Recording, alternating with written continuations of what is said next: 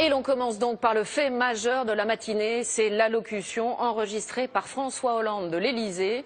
C'était à l'issue du Conseil des ministres qui s'est tenu plus tôt que prévu en raison du départ du président de la République pour le Maroc.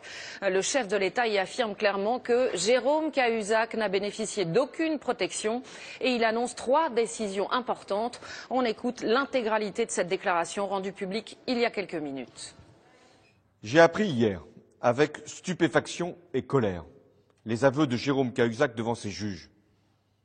Il a trompé les plus hautes autorités du pays, le chef de l'État, le gouvernement, le Parlement et à travers lui, tous les Français.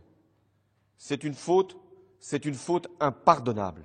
C'est un outrage fait à la République. D'autant que les faits reprochés sont eux-mêmes intolérables. Détenir sans le déclarer un compte à l'étranger. Donc toute la lumière sera faite. Et c'est la justice qui poursuivra son travail jusqu'au bout et en toute indépendance. J'affirme ici que Jérôme Cahuzac n'a bénéficié d'aucune protection, autre que celle de la présomption d'innocence. Et il a quitté le gouvernement à ma demande dès l'ouverture d'une information judiciaire.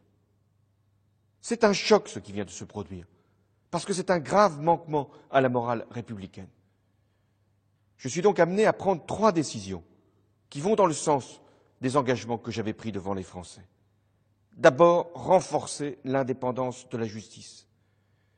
C'est le sens de la réforme du Conseil supérieur de la magistrature. Cette réforme sera votée au Parlement dès cet été. Elle donnera aux magistrats les moyens d'agir en toute liberté, en toute indépendance contre tous les pouvoirs. Ensuite, lutter de manière impitoyable contre les conflits entre les intérêts publics et les intérêts privés et assurer la publication et le contrôle sur les patrimoines des ministres et de tous les parlementaires. Le gouvernement, là encore, soumettra au Parlement dans les semaines qui viennent un projet de loi dans cette direction. Enfin, les élus condamnés pénalement pour fraude fiscale ou pour corruption seront interdits de tout mandat public. La République, c'est notre bien le plus précieux. Elle est fondée sur la vertu, l'honnêteté, l'honneur.